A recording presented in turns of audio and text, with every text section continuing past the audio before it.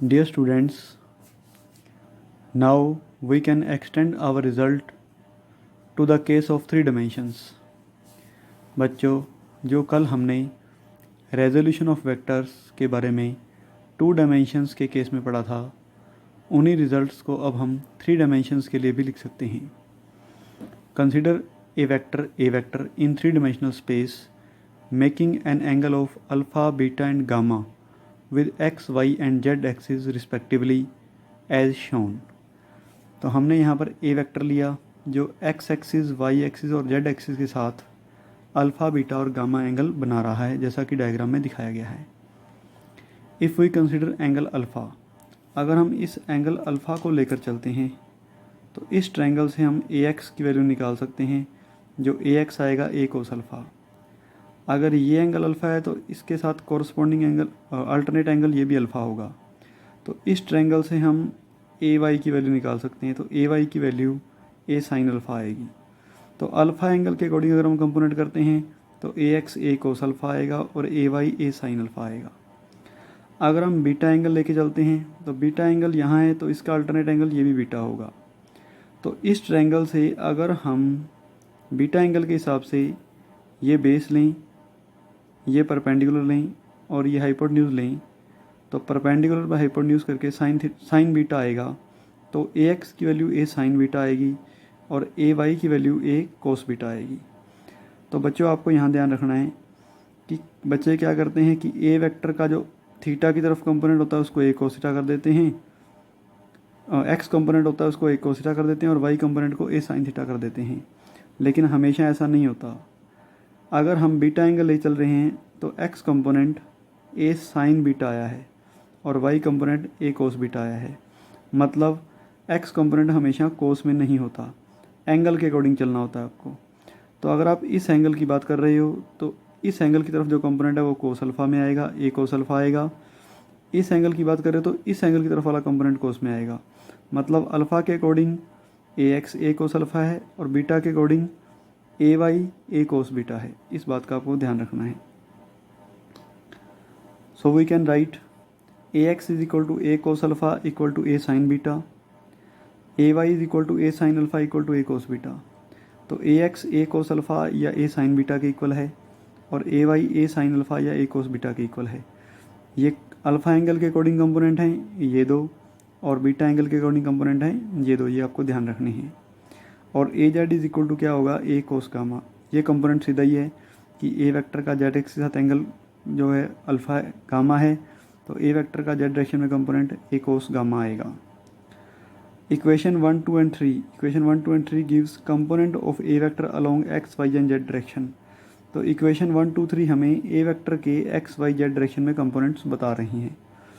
If we want to write component vector complete vector, अगर हम complete vector को लिखना चाहते हैं तो कंप्लीट वेक्टर किसके इक्वल होगा, a vector is equal to ax i cap plus ay j cap plus az k cap. कल हमने 2 डायमेंशन में लिखा था a vector is equal to ax i cap plus ay j cap. आज 3 dimension में आ गए हैं तो z कंपोनेंट और ऐड हो जाएगा. तो a vector is equal to ax i cap plus ay j cap plus az k cap बन जाएगा. नेक्स्ट,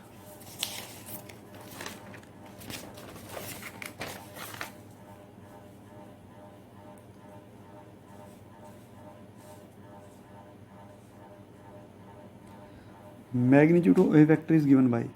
कल 2 डायमेंशन में हमने ए वेक्टर का मैग्नीट्यूड लिखा था a is equal to root of A x square plus A Y square. आज 3 dimension की बात हो रही है तो ए एक्स स्क्र प्लस ए वाई स्क्र प्लस ए जेड स्क्र तीनों कंपोनेंट आ जाएंगे. तो ए वेक्टर का मैग्नीट्यूड हम a x square plus A Y square plus A Z square के रूट से निकाल सकते हैं. The terms cos alpha, cos beta and cos gamma are called as direction cosines.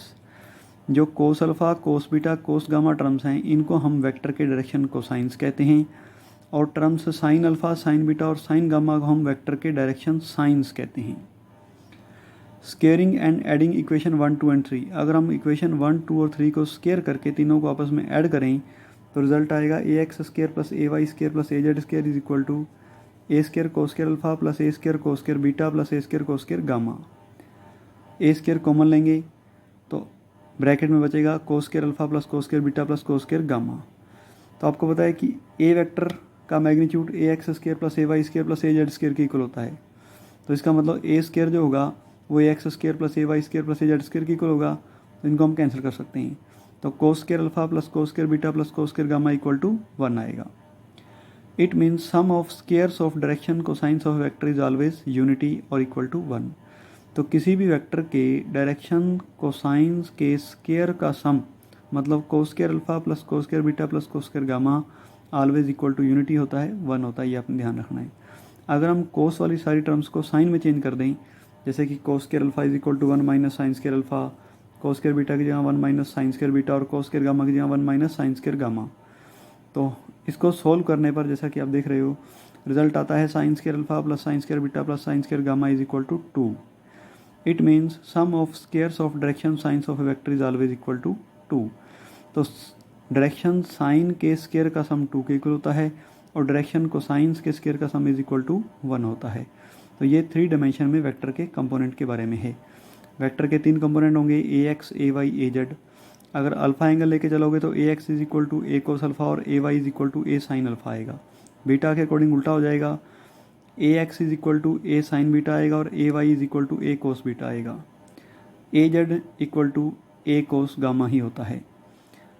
अगर हम वेक्टर को कंप्लीट लिखना चाहते हैं तो ए vector is equal to A X I cap plus A Y J cap plus A Z K cap की form में लिखा जाएगा, तीनों कंपोनेंट होंगे। अगर हम वेक्टर का मैग्नीट्यूड निकालना चाहते हैं तो ए vector is equal to root of A vector का magnitude is equal to root of A x square plus A Y square plus A Z square. इस फॉर्मूले से हम निकाल सकते हैं वेक्टर का मैग्नीट्यूड। उसके अलावा cos alpha cos beta cos gamma को डायरेक्शन साइन कोसाइन कहते हैं, sine alpha sine beta sine gamma को डायरेक्शन साइन कहते हैं। Cos square alpha plus cos square beta plus cos square gamma is equal to 1 होता है और sine square alpha plus sine square beta plus sine square gamma is equal to 2 होता है। Next,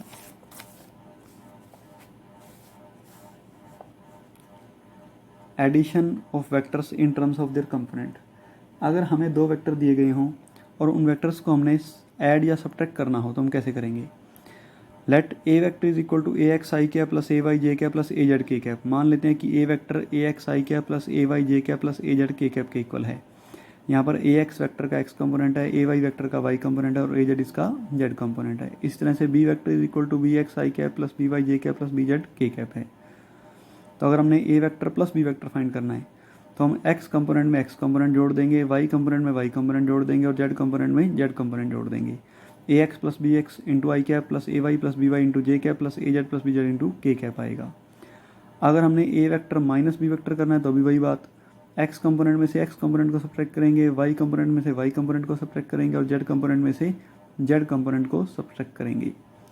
तो ए vector minus B vector is equal to A X minus B X I cap plus A Y minus B Y J cap plus A Z minus B Z into K cap आएगा। तो इस तरह से B vector minus A vector की value आपको खुद लिखनी है।